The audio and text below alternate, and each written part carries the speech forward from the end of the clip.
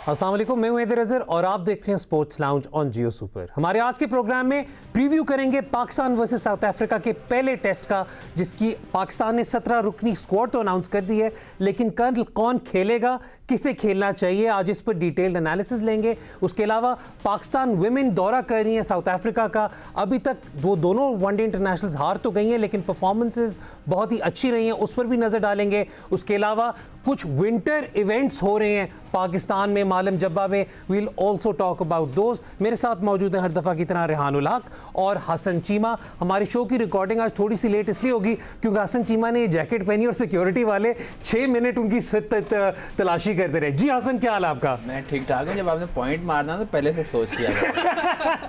Miss हो गया, बिल्कुल फ्रेजिंग ऑफ हो गई, बिल्कुल फ्रेजिंग ऑफ हो गई। लेकिन शुरुआत करते हैं जी 17 रुकनी स्क्वाड के साथ। 17 रुकनी स्क्वाड कल अनाउंस हुई, ये हम आपके सामने पहले स्क्रीन पर शेयर करते हैं।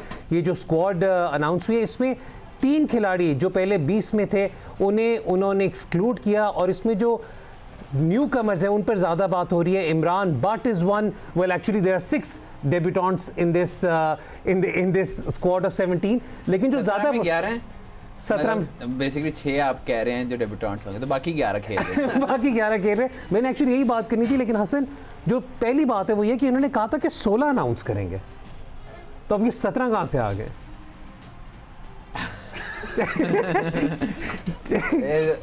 आप क्या बात करें इस पे, लाइक यू नो व्हाई 17 हुए हैं। लाइक वो एक गिवन बात है कि आपने अगर एक चौथा बंदा कोई और निकालते ऑफ एनी ऑफ दीज 17, तो फिर थोड़ा सा वलवला होना था, थोड़ा सा इशू खड़ा होना था। Rather than trying to create an unnecessary distraction, उन्होंने यही डिसाइड किया कि 17 का स्क्वाड होगा। इतने पॉलिटिकली करेक्ट तरीके से मैं नहीं सोच रहा था कि हसन इसका जवाब देंगे, लेकिन देखें स्क्वाड अनाउंस होने से पहले जो पाकिस्तानी फैंस थे वो क्या एक्सपेक्ट कर रहे थे, क्या बातें चल रही थी। I don't think I have ever seen as in detailed conversations as we seen this time around. ये हमारी जो कंट्रीब्यूटर है हमजा बेला, उन्होंने ये वाली बात की। उन्होंने एक तो खैर वैसे तारीफ की, मोहम्मद वसीम की सिलेक्शन की, उन्होंने अपनी 11 साथ में ये शेयर की, हम आपके सामने स्क्रीन पर शेयर कर रहे हैं।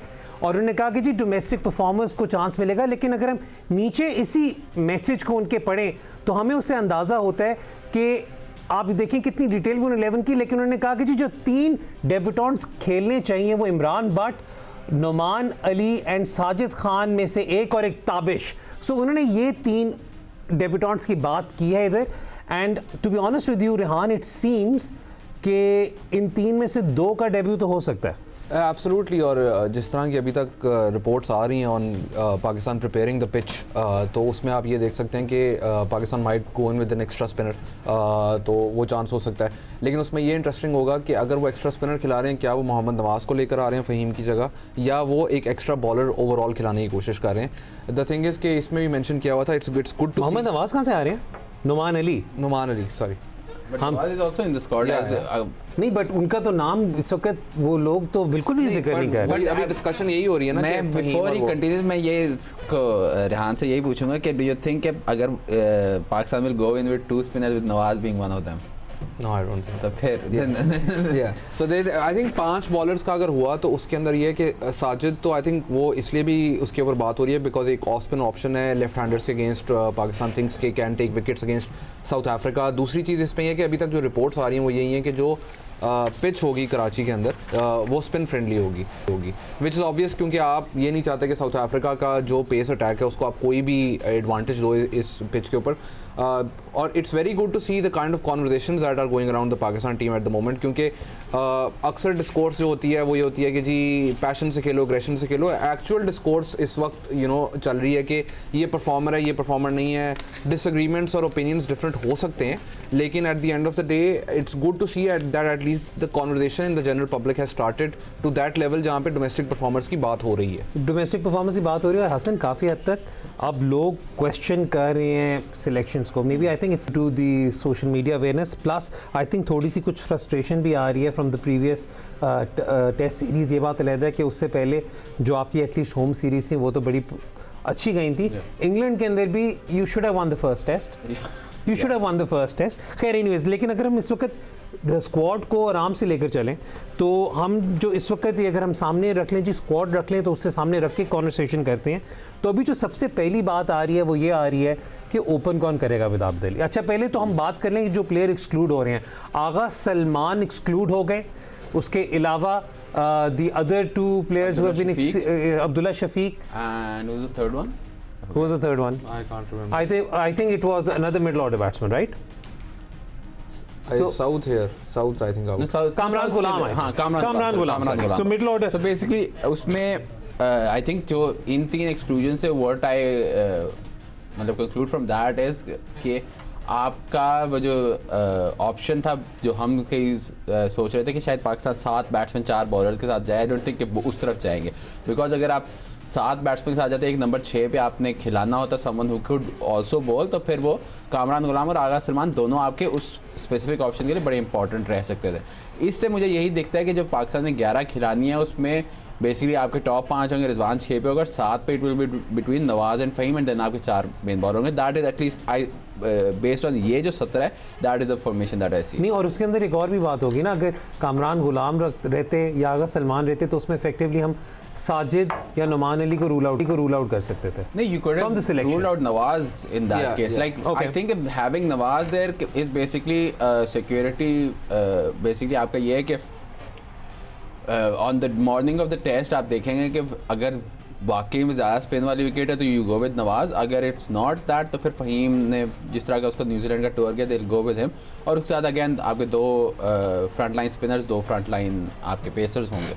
I think Nawaz is also in contention because जो सोच अभी कैंप में वो यही है कि नवाज ने जो कहा विद द बैड परफॉर्मेंसेज दी हैं खास करके इन कराची, तो he is used to playing in this condition. अभी वो यहीं पे खेल रहा था जिधर से जहाँ पे ये टेस्ट मैच है। और जहाँ तक बात है साजिद की, I think with Agha out of the squad आपको ऑलमोस्ट एक साजिद के डेब्यू के बहुत ज़्यादा चांसेस होंगे, क्योंकि आपको ऑफ स्पिनर चाहिए होगा, at least that's the thinking in the management कि आपको एक ऑफ स्पिनर चाहिए। लेफ्ट हैंड, क्योंकि देखिए हम साउथ अफ्रीका की टीम पे तो इतनी लंबी कॉन्वर्सेशन हमने नहीं की, लेकिन कितने लेफ्ट हैंडर्स हैं? आई थिंक दे हैव 2 और 3 लेफ्ट हैंडर्स एंड वो जो हैं उसके अगेंस्ट इनको पाकिस्तान में हमेशा से यही सोच रही है कि ऑफ स्पिनर जो है वो बड़ा इफेक्टिव रहता है। और वो सोच इसलिए भी आती है कि पाकिस्तान के जो ऑफ स्पिनर्स रहे हैं पिछले 30 साल में वो इतने टॉप क्वालिटी के रहे हैं कि वो लगता है यही है कि you know off spinners are really good against left handers, but it depends on how they bowl as well. अच्छा चले, अब एक तो पहले फिर एक जो कॉन्वर्सेशन अगेन करनी है वो ओपनिंग पे ही करनी है। ओपनिंग में आबिद अली का तो इस वक्त काफ़ी हद तक सर्टन हमें लग रहा है,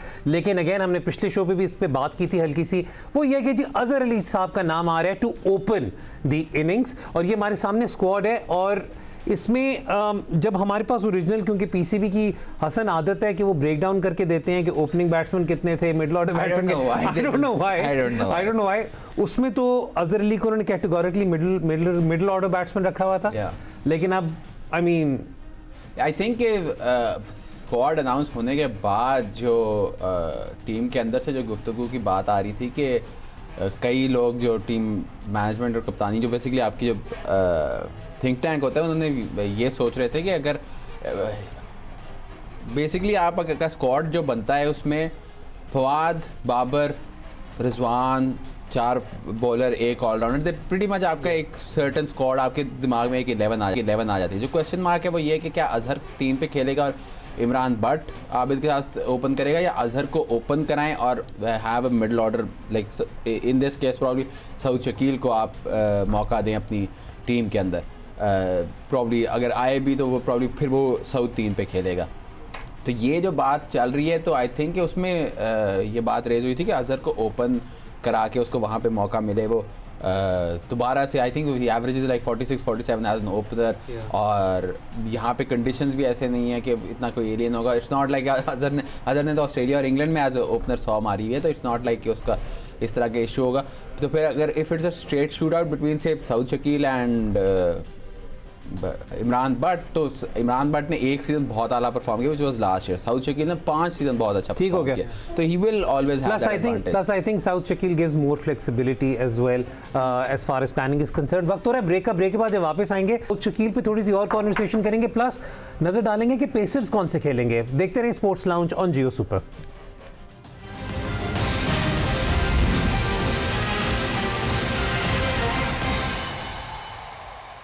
ब्रेक पे जाने से पहले हम बात कर रहे थे 17 रुकनी स्क्वाड की जो पाकिस्तान ने अनाउंस की और उसमें 11 कौन से खेलेंगे। अभी तक हम कॉन्वर्सेशन यही कर रहे थे कि जी अगर अजहर अली ओपन करेंगे तो फिर चांस यही है कि साउथ शकील को डेब्यू मिल जाए। अब साउथ शकील पर पहली चीज़ तो हम क्लियर कर लें, Babar Azam will play at 4। या I think Babar will play at 4 और बाबर इस वक्त उस पोजीशन में है कि नंबर 4 पे ही कैन से कि मैंने यहाँ पर ही खेलना है and the team bats around him, because test matches में नंबर 4 सबसे क्रूशल पोजीशन होती है। दूसरी चीज़ जो साउथ की एक और चीज़ है वो आपको ये देखनी है कि पाकिस्तान का जो टॉप ऑर्डर है, टॉप 5-6, उसके अंदर लेफ्ट हैंडर की भी ज़रूरत है, बिकॉज आप सारे राइट हैंडर्स लेकर जा रहे हैं। एटलीस्ट पहले होता था कि अगर शान मसूद ओपन कर रहा है तो आपके पास लेफ्ट राइट वाला कॉम्बिनेशन होता, अब वो नहीं है आपके पास। तो Saud also brings that element into play और that's also another reason why Imran Butt की जगह Saud Shakeel might make more sense. और प्लस ये है कि Saud Shakeel can still turn his arm over as well, मतलब ये कि absolutely. साउथ बॉलिंग काफ़ी रेगुलरली कराता है वो, मतलब वाइट बॉल में तो बहुत ही आई रेगुलरली थिंक जो आपके तीनों जो डोमेस्टिक परफॉर्मेंस बैट्समैन के तौर पे जो आए थे, सऊद, आगा सलमान और कामरान गुलाम, इन तीनों का एक एडवांटेज आपको ये भी था कि यू कुड प्ले, मतलब कि each of them as basically आपका थर्ड स्पिनर भी खेल सकता है, क्योंकि जो रोल हारिस सोहेल ने आपका बड़ा रेगुलरली किया है टेस्ट क्रिकेट में whenever he is been fit पिछले 2-3 सालों में, जो कि आपको अगर याद हो पहली जो टीम होती थी उसमें मोहम्मद हफीज़ उसका हिस्सा होते थे, and Misbah has always preferred कि आपके पास एक तीसरा स्पिनर भी हो जो कि दरमियान में ब्रेक दे सके आपके मेन 2 स्पिनर्स को, उनको थोड़ा टाइम मिल सके। और कंसिडरिंग जो पाकिस्तान टीम ने पिछले 4-5 सालों में यासिर शाह के साथ किया है, आई थिंक अब टाइम आ गया उसको भी थोड़ा मतलब एक नॉर्मल बॉलर की तरह इस्तेमाल किया जाए। अच्छा अच्छा हसन, यहाँ पे मेरी एक और आपसे जो सवाल बनता है वो ये बनता है कि अगर से Saud Shakeel comes into play, then won't it make more sense to play Sajid instead of Nauman या नवाज? क्योंकि एटलीस्ट आपको एक ऑप्शन, आई अंडरस्टैंड कि उतनी थ्रेटनिंग या पेनिट्रेटिव ऑप्शन नहीं है। यार the thing with that is कि I don't have any issue at all Sajid खेले कि नुमान खेले। इट्स नॉट लाइक कि दोनों में से कोई भी खेलेगा तो वो डिजर्व नहीं करता। नुमान ने पिछले 2 सालों में 120 आउट किए, किसी और बंदे ने 100 आउट नहीं किए। साजिद इस साल ट्रॉफी का टॉप विकेट टेकर था, फाइनल में उसने आउट किए। लाइक इन दोनों के केसेस में और कराची का रिकॉर्ड बहुत अच्छा साजिद का, और प्लस इट्स नॉट लाइक कि कोई यंगस्टर है, Nauman is in his 30s, Sajid भी like Sajid is 26-27 I think, मतलब लेकिन उसको भी 3-4 साल से वो रेगुलरली बड़ा अच्छा परफॉर्म करता हुआ आ रहा है। तो आइदर जो खेलता है तो फिर वो फ़ायदा हो सकता है। That is why I thought कि Agha Salman would be part of the 11। I thought कि अगर वो 7 के साथ खेलेंगे आगा विल बैट एट 6, क्योंकि then you could play Yasir and Nauman together, जो दोनों बेसिकली लेफ्ट हैंडर के अंदर टर्न करते हैं। अब इस केस में प्रॉब्ली दे गो विद, क्योंकि अगर आप उनकी भी 11 देखें तो एज रेहान मेंशन्ड अर्लियर कि एल्गार और de Kock and they're probably 2 of their 3 best batsman. तो आपको शायद एक ऑफ स्पिनर चाहिए हो, जो कि कंसिडरिंग जो नुमान अली ने पिछले 2 सीजन में किया, शायद उसका अनफेयर हो कि अगर अभी भी उसको मौका ना मिले। अच्छा, हम इस पे बात करेंगे, साउथ अफ्रीका की टीम पे बात करेंगे। One thing on Nauman and Sajid is कि अगर आप कायद आज़म ट्रॉफी इस साल देखें तो द अदर थिंग इज कि नुमान की विकेट्स बहुत ज़्यादा हैं, लेकिन जो दोनों अगर आप कंपेयर करें तो नेशनल स्टेडियम के ऊपर Sajid's bowling's been little better. The venue suits him more. और दूसरी वही बात अगेन कि आपके पास 2 ऑप्शन आती हैं, एक spinning away from the batsman, एक स्पिनिंग इनटू द बैट्समैन, तो वो दोनों ऑप्शंस आपके पास आ जाती हैं फिर अगर साजिद खेलता है तो। ठीक है, यहाँ पर अगर अभी तक जो हमारा बन रहे हैं पहले 6 बैट्समैन जो बन रहे हैं, अगर मैं जल्दी से उनका ऑर्डर बताता चलूँ, फिर आबिद और अजहर अली आर ओपनिंग, साउथ शकील 3, बाबर आजम 4, फवाद आलम 5, रिजवान 6। ये तो हमारे इस वक्त 6। ये मेरे ख्याल से आपको तवक्को इसी 6 की इसकी 6 की करनी चाहिए। I think this is a logical decision to go with that. But I'll tell you a story, थोड़ा सा इधर यहाँ पे टेंजेंट कि मुझे याद है हम PSL 4 के दौरान एक दफ़ा बैठे थे PC में, क्योंकि बाहर तो जा नहीं सकते थे, उधर नीचे जो लॉन में बैठे थे एक फॉरेन प्लेयर के साथ। तो उसने हमारे से एक सवाल पूछा कि यार हमारी टीम जब भी पाकिस्तान के लिए तैयारी करती थी, जिस मैच के से पिछले दिन हम जिस प्लेयर की सबसे ज़्यादा तैयारी करते थे, अगले दिन वो मैच ही नहीं खेलता था, तो इसकी क्या वजह है? तो आई थिंक कि पाकिस्तान का हम अभी तो कह रहे हैं, बट कुछ पता नहीं कल element of surprise always. Element of surprise. अच्छा, ये 6 तो जी हमने बात कर ली। कुछ और सर्टेनिटीज़ के बारे में बात कर लेते हैं। I think Shaheen Shah Afridi place, ठीक है, मुझे हसन अली प्लेस भी नज़र आ रहा है, काफ़ी क्लियर कट, ठीक है, हसन अली और शाहीन शाह प्ले। अब जनाब बात आती है as far as Yasir should play Yeah. definitely in these conditions. चलो जी यासिर शाह भी हो गए. Yeah. अब हमने 9 कर लिए हाँ, और नुमान और साजिद में से एक हो गया, या आपका 10वां है, और एक आपका ऑलराउंडर. एक Nawaz. Depending on the pitch. तो अगर आपको लगता है कि आपको 3 स्पिनर चाहिए तो नवाज खेलेगा. अगर आपको लगता है कि आपको एक एक्स्ट्रा पेसर चाहिए तो फ़हीम खेलेगा. I think Faheem will play. I think that is pretty much the 11 जो आपकी बनती है. हाँ, I think Faheem basically will play. Hasan और ताबिश में से एक खेलेगा, बिकॉज शाहीन की गारंटी है, बट हसन और ताबिश के दरमियान में भी इस sort of a toss up. ये नहीं, लेकिन कीपिंग इन माइंड के जो इनकी फिलॉसफी है उसमें Hassan gives them pace option compare to Tabish. हाँ, सिमिलर बॉलर है. Hassan probably a little quicker, but at the same time again वही बात आ जाती है कि आप जब भी न्यूजीलैंड में थे या जहाँ भी थे तो कई दफ़ा आप बात करते थे, specially now without Abbas you still need a guy जिसका इतना एक्सपीरियंस हो. कि हसन की बहुत अच्छी परफॉर्मेंस थी. I think as a captain central Punjab का उसने जिस तरह से स्टेप अप किया, that was really key for his future going forward. लेकिन Tabish is someone who has got like 10 years on him. ठीक हो गया. और हसन और शाहीन दोनों का एक और चीज़ है, अगर आप दोनों को देखें, Shaheen even when he is not conceding any runs, उसकी लेंथ और जो लाइन है वो होती है इस तरह full attacking on the stump से होती है, जिस पे आपको मार भी पड़ सकती है on an off day. Hassan is similar in terms of the fact he will also try to pick up wickets. तो अगर आपको एक ऐसा बॉलर चाहिए जो एक एंड रोके तो उसके लिए Tabish might be better option. But considering Hassan's form not just with the ball but also with the bat, कि अगर आप 6 खिला रहे हैं बैट्समैन नॉट 7, तो पाकिस्तान को ये भी बड़ी कंसर्न रहती है हमेशा अपनी बैटिंग के ऊपर, और मैनेजमेंट को भी कंसर्न रहती है कि नीचे से आगे कौन स्कोर करेगा.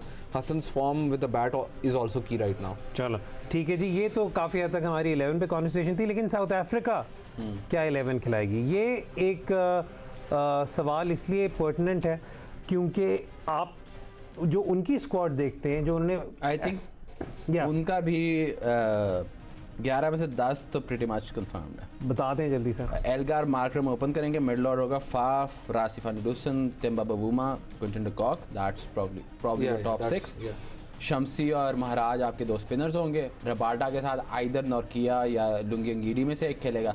और साथ में कौन सा ऑलराउंडर खेलते हैं वो लिस्ट, मतलब उन्होंने वो इकट्ठे तो सारे किए हैं, वियान मोल्डर और सब वही जो द साउथ अफ्रीकन ऑलराउंडर, वो जो एक स्टीरियोटाइप होता है, which one of them plays, that is I think the question. That is going to be the question. अच्छा, क्योंकि मैं चाह रहा हूँ कि हम फिर कॉन्वर्सेशन को आगे लेकर चलें. योर थॉट्स के what should we expect from the first test? I think क्योंकि अब ये मैं बात कर रहा हूँ क्योंकि जब से पाकिस्तान कप हो रहा है तो ग्राउंड्समैन को टाइम मिला है, पिच को ग्राउंडमैन को टाइम भी मिला, उसको इंस्ट्रक्शंस भी मिली हैं. सिर्फ टाइम नहीं मिला. तो आई थिंक इंस्ट्रक्शंस तो पिंडी वाले को मिल चुकी हैं, आप कराची की बात कर रहे हैं. तो आई थिंक उसमें ये है कि आपको the first day of play is going to be very important in terms of the fact कि आपको पिच देखनी पड़ेगी. आप पहले से कुछ नहीं प्रेडिक्ट कर सकते, बिकॉज अक्सर ये होता है कि आप जितनी मर्जी प्लान कर लो पाकिस्तान में पिच के लिए, when you go to the ground the pitch turns out to be very different. It's happened many times before as well. तो ये लेकिन अभी बहुत insistence on the type of pitch that Pakistan wants to prepare for the match against South Africa. तो पाकिस्तान, जिस तरह हसन ने पिछले मैच में कहा था, if it's a draw it's fine, but अगर पाकिस्तान हारता है it will be I think worse than losing in England or New Zealand, because you're playing at home against a South Africa team जो इतनी अच्छी नहीं है जितनी वो 3-4 साल पहले थी. This South Africa team isn't great in Test cricket. तो Pakistan I think should be the favourites, और अगर ड्रॉ से कम कोई भी रिजल्ट यानी हार जाते हैं तो that's going to be really really bad for the entire staff. Entire staff में जो 4-5 नए ऐड भी हुए हैं उनकी भी बात करें. वक्त हो रहा है जी ब्रेक का. ब्रेक के बाद जब वापस आएंगे और क्रिकेट पे भी नजर डालेंगे. देखते हैं sports lounge on Geo super.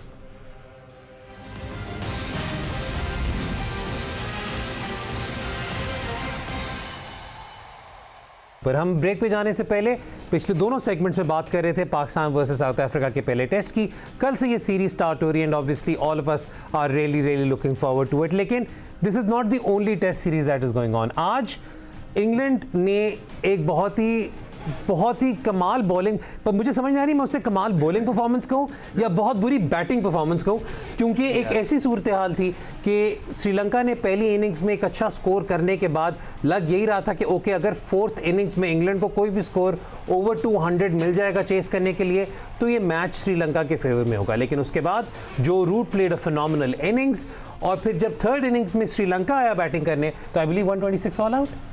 या लाइक मैं जब ट्विटर खोला है तो उस पर बेसिकली जो श्रीलंकन्स ऑन टाइमलाइन थे वो देख के मुझे अपने मतलब पाकिस्तान की इतनी याद आई कि वो एग्जैक्ट सेम उसी तरह के सारे मैसेजेस थे। And it's not like something new, जो पहले टेस्ट में पहली इनिंग्स में जिस तरह श्रीलंका खेला उसी तरह इस इनिंग्स में थर्ड इनिंग्स में खेला कि बॉलिंग डिसेंट थी पर इतनी डिसेंट नहीं थी कि आप 126 पे आउट हो जाओ। हाँ, और लाइक आई थिंक वो एंड्रू फिडेल फर्नांडो जो उनके क्रिकेट कॉरेस्पॉन्डेंट है, उनकी जो ट्वीट्स थे वो काफ़ी यही थे कि एम्बुल्डेनिया को थोड़ा सा मतलब थोड़ी सी सपोर्ट, थोड़ा सा रेस्ट दो, because it's basically been England against Embuldeniya इस पूरी सीरीज में। इवन सेकंड इनिंग्स में भी उसने 40 के 125। हाँ, वो बेचारा दूसरा ओवर भी वो करवाता है, नई बॉल भी वही कर रहा है, कुछ 40 ओवर वो हर इनिंग्स में करवा रहा है, तो जाती है। Till the recording of this show अभी तक आई थिंक वो मैच चल रहा है, लेकिन इस वक्त England are now favourites to take the series and you know upset Sri Lanka, क्योंकि काफ़ी हद तक श्रीलंका होम कंडीशंस में were considered favourites. But England's record in Sri Lanka has been pretty phenomenal lately. Yeah. And plus the thing is के जो root stepped up in अ वे, जो कि basically जो जितने भी दोनों स्क्वाड में प्लेयर्स खेल रहे हैं, जो रूट की जो परफॉर्मेंस है इस टेस्ट सीरीज में, that is so far beyond anyone else के वो सॉर्ट ऑफ लाइक वो एक प्लेयर इतना मतलब आउटस्टैंडिंग खेला है। अब इसमें भी इंटरेस्टिंग बात यह है कि इंग्लैंड में कई लोग ये बात कर रहे हैं कि उसको T20 टीम से 1 2 पहले ड्रॉप कर दिया था। वनडे टीम में भी उसकी वनडे तो खैर 2019 वर्ल्ड कप के बाद वो हार्डली खेले हैं। इस समर्स में उसको पहली दफ़ा मौका मिला है एक प्रॉपर थोड़ा सा काउंटी खेलने का, focus back on his red ball game. And now जो कि रूट का सबसे बड़ा मसला होता था कन्वर्जन का, अब वो ना सिर्फ 50s to 100s कन्वर्ट कर रहा है, उसने back to back 150s की हैं और 200 करने लगा था फिर से। तो ये जी इस सीरीज़ के बाद इस पे भी कोशिश करेंगे कि ज़रूर कॉन्वर्सेशन करें, लेकिन एक और सीरीज़ जो बहुत सिग्निफिकेंट रही और वो है पाकिस्तान वुमेंस का दौरा साउथ अफ्रीका का, और 2 वनडे इंटरनेशनल खेले गए। पहला वनडे इंटरनेशनल सिर्फ 3 रन से पाकिस्तान टीम हारी, और दूसरे वनडे इंटरनेशनल में भी जहां लग रहा था कि बहुत हैवी डिफीट हो सकती है, एक brilliant 6th wicket partnership between Aliya Riaz and Nida Dar took the game close and eventually they lost by 13 runs, लेकिन काफ़ी significant milestones थे इस मैच में जो अचीव हुए। सबसे पहले एक तो निदा डार ने अपने 1000 रन पूरे किए, सो congratulations to her, और उसके अलावा आलिया रियाज और निदा डार की जो पार्टनरशिप थी, अपेरेंटली ये सेकंड इनिंग्स की 6th विकेट की सबसे बड़ी partnership थी। So that is also very very significant. You saw both these games. पहली गेम में डायना बेग stood up, और इस वाली में आलिया रियाज जो frankly speaking पहले ज़्यादा अपनी बॉलिंग के लिए जानी जाती थी। I think दोनों मैचेस में आलिया रियाज की contribution with the bat was decent. जो डायना की बात करें, आई थिंक एक और चीज़ जो पाकिस्तान मेंस टीम को पाकिस्तान वुमेंस टीम से सीखनी चाहिए, इसके पाकिस्तान की वुमेंस टीम की फील्डिंग का स्टैंडर्ड स्पेशली पहले मैच के अंदर बहुत हाई था, और one of the reasons is के काफ़ी ज़्यादा जो ये लड़कियां हैं ये सिर्फ एक स्पोर्ट नहीं खेलती, specially Diana Baig we all discussed this before many times as well. We covered that football event जिसमें डायना बेग हैज रिप्रेजेंटेड पाकिस्तान को उन्होंने फुटबॉल में भी रिप्रेजेंट किया नेशनल टीम को, तो वो क्रिकेट भी खेलती हैं। She is a fast bowler, she can bat really well, proper एक athlete and one of the top athletes in Pakistan. जहाँ तक निदा डार की बात है, आई थिंक दोनों मैचेस के अंदर जो आपको देखने वाली चीज़ ये है कि निदा डार ने दोनों मैचेस के अंदर स्कोर भी किया, ओवर्स भी बहुत अच्छे उन्होंने बॉलिंग करवाई। थोड़ी बैड लक है कि विकेट्स उतनी नहीं निकल सकी उनके लिए। जो इसमें जो चीज़ मिलती है दोनों टीमों में, Pakistan men's and women team में, वो ये है कि जो हमने न्यूजीलैंड में देखा था कि पाकिस्तान को स्टार्ट नहीं मिला था टॉप ऑर्डर से, वुमेन्स टीम का भी यही मसला है कि चेस करते हुए जब Pakistan was completely out of contention, तो आउट ऑफ नोवेयर पाकिस्तान ने मैच में वापस आया और फिर हार गया एंड में। But it was too late by then ना, इट वाज टू लेट, क्योंकि टॉप ऑर्डर की कंट्रीब्यूशन उस तरह नहीं। Umaima is playing well, but वो जो स्टार्ट्स वो ले रही हैं, वो अगर थोड़ा उसको एक्सटेंड कर लें और नीचे ऑर्डर को थोड़ा टाइम वो बॉल्स कम मिले फेस करने को, तो Pakistan can win this matches. ये बड़े इंकरेजिंग साइंस हैं कि पाकिस्तान का lower order is scoring these many runs. जो टॉप ऑर्डर है अगर वो अपने आप को फिगर आउट कर लेते हैं, तो Pakistan will be in contention to beat teams like South Africa, and that is a significant achievement for Pakistan women's team. मतलब काफ़ी इंप्रूवमेंट है ये, अब कंसिस्टेंसी ऑफ परफॉर्मेंसेस आ रही है, रिजल्ट्स नहीं आ रहे। I think it goes back to कि आप कितना विलिंग है इन्वेस्ट करने में, आप कितना विलिंग है बेसिकली अपने रिसोर्सेज लगाने में। क्योंकि जब मैं अभी रिसेंटली इंडिया ऑस्ट्रेलिया सीरीज़ के बाद BCCI के फाइनेंसेस देख रहा था कि BCCI का एक रूल है कि जगमोहन डालमिया ने पास किया था कि 26% उनका जो पैसा है वो प्लेयर्स के लिए स्पेसिफिक होता है। And the reason for that was क्योंकि उस वक्त क्रिकेट ऑस्ट्रेलिया का 25% था, तो उन्होंने कहा कि फिर हमारा 26% होना चाहिए। तो उसमें जो एक चीज़ है 13% ऑफ दैट गोज़ टू जो इंडिया की नेशनल टीम है, 13% of that goes to under age teams domestic players and the women's team. And you look at the way India की women's game पिछले 10 से 15 सालों में जिस तरह से एडवांस किया, India is now a part of कि अगर आपकी Australia is obviously number one, Australia, England are 1 and 2, but India is 3 and challenging them too. They've pretty much passed New Zealand as the women's team. जबकि आज से even 10 साल पहले देखें तो न्यूजीलैंड से compete भी नहीं कर पाता था इंडिया फॉर इंस्टेंस.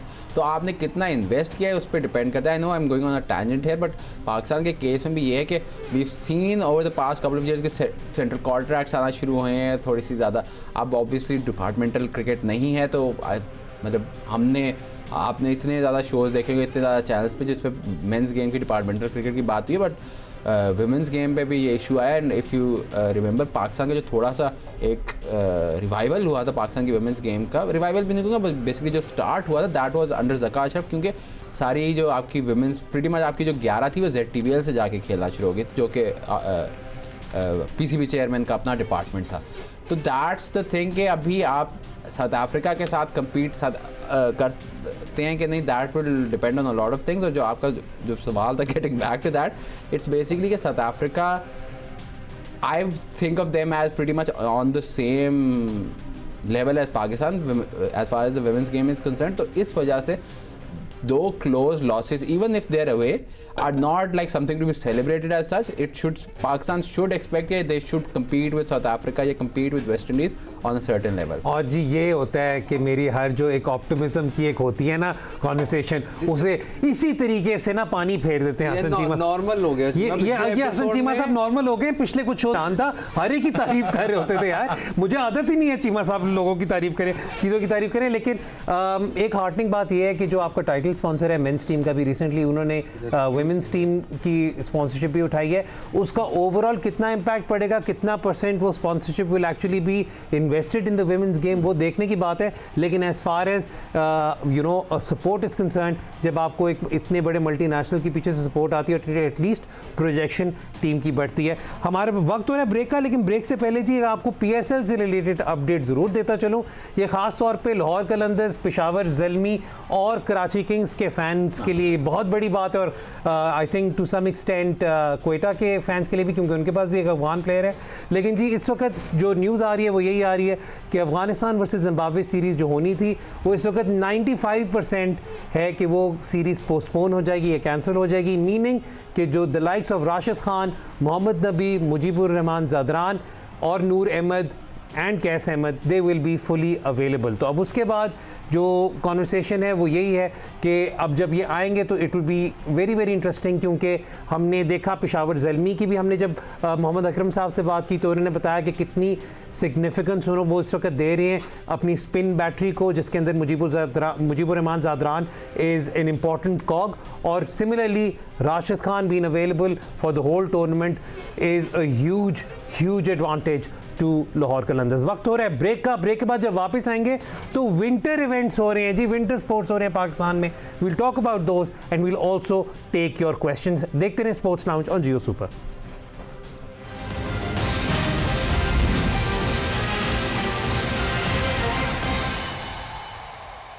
हमने आपको कुछ शोज़ पहले बताया था कि पाकिस्तान में विंटर स्पोर्ट्स आ रहे हैं और red bull is sponsoring them. हमने आपको बताया कि होम रन एक इवेंट है जो फरवरी में होगा और बहुत सिग्निफिकेंट है. लेकिन एक और इवेंट हो गया और फ्रैंकली स्पीकिंग वैसे उस तरीके से मेजर न्यूज़ आउटलेट्स पे तो कवर नहीं हुआ, लेकिन it is something which again is very very heartening. Malam Jabba में एक तो हमें वहाँ बैठे होना चाहिए, मतलब to be honest with you, इस तरह के इवेंट्स वहाँ जाके देखने चाहिए.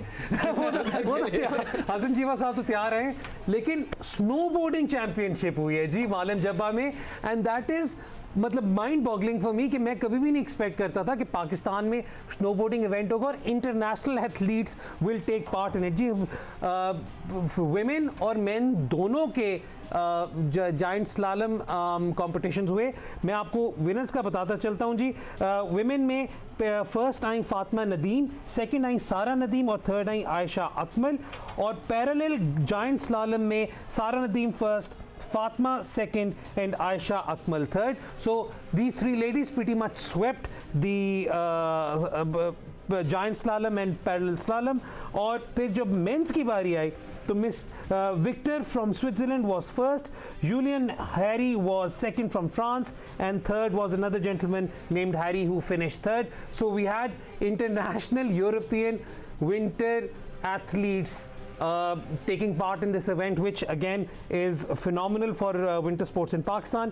जबकि पैरेलल जायंट स्लालम में रज़ाउल्ला, एक 12 साल के बच्चे हैं Razaullah, he came in first. Ahmad Sarosh from Afghanistan was second, और वलीद अहमद जो चित्राल से बिलोंग करते हैं वो थे third. So again this is something brilliant and phenomenal. मैं आपको यही सजेस्ट करूंगा कि आप जाएं रेड बुल के सोशल मीडिया एसेट्स पे जाएं और जाकर ये जो हाइलाइट्स हैं और जो क्लिप्स वगैरह और जो फुटेज उन्होंने लगाई हुई है आप ज़रूर देखें, क्योंकि this is very very heartening to see कि इस तरीके से और स्पोर्ट्स का भी इनकाद हो रहा है पाकिस्तान में. And again hats off to Red Bull for that. साथ ही साथ मैंने आपको पहले भी बताया था कि होम रन की रजिस्ट्रेशन चल रही है. Red bull home run event भी है, वो भी फरवरी में होगा. जब वो ख़त्म होगा तो हम उसके बाद भी कोशिश करेंगे कि उस पर भी एक डिटेल्ड पीस कर सकें.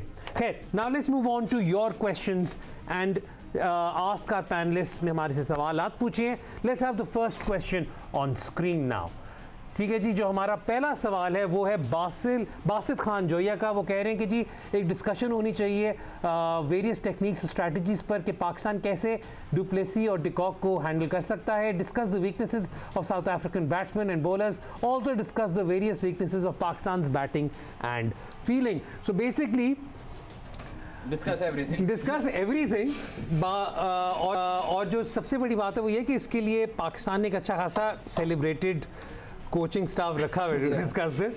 हम यहाँ पे बात करते हुए बहुत आउट ऑफ प्लेस लगेंगे. या ट्रू, तो नहीं करते. नहीं करते तो सॉरी बासित भाई, आई थिंक ये जरा थोड़ा सा ना हमारे पे ग्रेड से ऊपर चली है कॉन्वर्सेशन. तो अगले सवाल पे चलते हैं जी. Let's take the next question. अगला सवाल है जी शिराजी साहब का. वो पूछ रहे हैं कि जी कोई पर्सपेक्टिव प्रोवाइड कर दें on Joe Root and his game changing innings in the 2 test against Sri Lanka. You briefly mentioned this, but what a turnaround for Root after some frustrating performances. Not just what a turnaround, but कई दफ़ा बात होती है कि cricket जो है मतलब आमतौर पे बात करते हैं क्रिकेट नीचे जा रही है, जो कि मुझे और not just cricket, her sport में लोग इस तरह बात करते हैं जो कि एक मतलब जायकाना बात लगती है मुझे. और अगर आप क्रिकेट को देखें, India Australia series was really की के द लेवल ऑफ डिसिप्लिन जो उसमें था और कि आपके जो प्लान ए है उस पर आपने किस तरह उसको फॉलो करना है. रूट के केस में Root has I think 40+% of his runs इस पूरे 2 टेस्ट में उसके स्वीप और रिवर्स स्वीप पे रहे हैं. बेसिकली उसने ये डिसाइड किया कि जब उसकी स्वीप या रिवर्स स्वीप वाली बॉल आएगी तो he will play that shot, जब नहीं आएगी तो he won't play any shots. और उसको फॉलो करते हुए वो जो डिसिप्लिन उसका रहा है, उसका जो आप कह सकते हैं जो पेशेंस उसने दिखाई है, the ability to convert his starts, I think he is been exceptional. और दरमियान में कई दफ़ा बात हो रही थी कि फैब 4 में हमेशा बात होती थी कि Root is the odd one out, के रूट को सिर्फ इस वजह से किया जाता है कि वो इंग्लिश. और लेकिन this is a sort of series जो कि पिछले 2-3 सालों में जो रूट की तरफ से नहीं देखने को मिली. This is a sort of series जो Kane Williamson, Steven Smith, Virat Kohli on a regular basis करते रहे हैं. एंड ये जो now he is basically you could say he is earned his way back into that Fab 4. ठीक है जी. अगला सवाल जी मुझे फारूक भाई जी हमारे प्रोड्यूसर हैं वो हमें बता रहे हैं कि जी अगला आप सबका टेस्ट है. लास्ट 10 मैचेस विनिंग कॉम्बिनेशन इन कराची हैं. ये टेस्ट वाकई में है, पहले तो हमारी समझ का टेस्ट है ये, लेकिन लास्ट 10 आई थिंक जो लास्ट 10 मैचेस अगर वो फर्स्ट क्लास की बात कर रहे हैं जो पिछले 2 सीजन में हुए नासिर स्टेडियम में, तो उसमें स्पिन पे बहुत ज़्यादा रिलाई की है. अगर आप पाकिस्तान की पहले की बात करें तो आई थिंक जो 2000 में आपका majority test matches not just in Karachi but in general throughout Pakistan ज़्यादा ड्रॉ ही होते थे. तो विनिंग कॉम्बिनेशन का कॉन्सेप्ट एज सच नहीं होता. हाँ, मैच बचाने का कॉन्सेप्ट ज़्यादा होता था. बचाने का भी नहीं, आउट ही नहीं कोई होता था. आपको जो लास्ट टेस्ट हुआ था बिफोर द लाहौर इंसिडेंट, या उसमें 700 लगा था. उसमें यूनुस खान ने 300 की और समरा वीरा ने को 257 की. तो आई मीन यस ड्रॉ होते थे. तो जी विनिंग कॉम्बिनेशन तो ऐसा फर्स्ट क्लास का आपको डिटेल में हम आने वाले शोज में बता देंगे. नेक्स्ट क्वेश्चन जी, let's look at the next question. Azan Nisar कह रहे हैं कि आपने फिल सॉल्ट को क्यों सिलेक्ट किया, उसकी performances for Islamabad United are not good. Rehan भाई, अच्छा मैं पहले यहाँ पर वैसे एक बात बताता चलूँ कि Phil Salt, Islamabad was not the only team interested in Phil Salt. ये मैं आप सबको डिस्क्लेमर दे दूँ जी। ये 2-3 चीज़ें, एक तो ये चीज़ कि आप अगर ड्राफ्ट देखते तो आपको ये रियलाइज़ होता कि हर टीम को एक विकेट कीपर चाहिए, ठीक है। तो अगर आपको ये ड्राफ्ट देख कर रियलाइज होना था नहीं, वैसे यानी आपको तो पता था, आपको मैं वही देख रहा था आप कब लेंगे विकेट, तो आपकी तो बारी नहीं थी शुरू वाले राउंड्स में। एक तो वो चीज़, दूसरा जो परफॉर्मेंस की फिल सॉल्ट की बात है, आई थिंक फिल सॉल्ट को क्योंकि लूक रॉन्की खेलते थे, इतनी अपॉर्चुनिटीज़ नहीं मिली इस्लामाबाद यूनाइटेड में टॉप ऑफ द ऑर्डर के अंदर। तो आई थिंक अनफेयर है ये कहना कि उन्होंने इस्लामाबाद यूनाइटेड के लिए परफॉर्म नहीं किया। जो पिछले साल वो एक मैच खेले थे उसमें, हाँ एक खेले तो उसमें 30+ स्कोर किया था और 25 on a really tough batting pitch as well. तो आई थिंक उनको अभी तक वो अपॉर्चुनिटीज़ नहीं मिली। दूसरी चीज़ ये कि फिल सॉल्ट की अगर आप परफॉर्मेंसेज अराउंड द ग्लोब देखें तो अगर आपको कोई बैट्समैन चाहिए जो at high strike rate score कर रहा हो at the top of the order, तो वो कंसिस्टेंटली करते हैं। आई नो लोगों को कंप्लेन है कि वो 50-60 नहीं करते, लेकिन उनका काम नहीं है ये, उनका काम है स्टार्ट प्रोवाइड करना। और अगर मैं वैसे एक और बात करूँ, फिल सॉल्ट अब आपके साथ 2 सीज़न रह चुके हैं, ठीक है 2 सीज़न रह चुके हैं। मुझे अभी तक याद है कि PSL 4 के ड्राफ्ट से पहले सारे एक्सपेक्ट कर रहे थे कि लाहौर कलंदर्स फिल सॉल्ट को उठाएगा, क्योंकि वो अबू धाबी T20 टूर्नामेंट भी उनके साथ थे, आप लोगों ने पहले पिक कर लिया।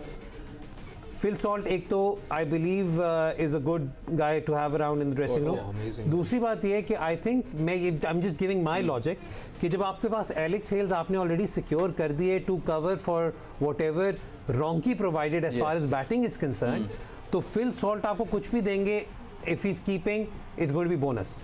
हाँ, एंड ऑल्सो लाइक हम लोगों ने फ्रॉड चलाया हुआ है कि हम नंबर चलाते हैं। हमारा बड़ा सिंपल सा कॉन्सेप्ट है कि अगर इंग्लैंड की टीम में कोई बंदा है तो ही इज़ गुड इनफ। वो बेसिकली हमने आउटसोर्स कर दिया है। तो if someone's good enough to, मतलब 2019 में भी वो इंग्लैंड की T20 टीम का स्क्वाड का हिस्सा थे। इस साल उन्होंने तो इंग्लैंड के लिए अगेंस्ट स्क्वाड का हिस्सा थे। एक साइड मैच आयरलैंड के खिलाफ खेला जिसमें उन्होंने आई थिंक 58 बॉल 100 मारी थी।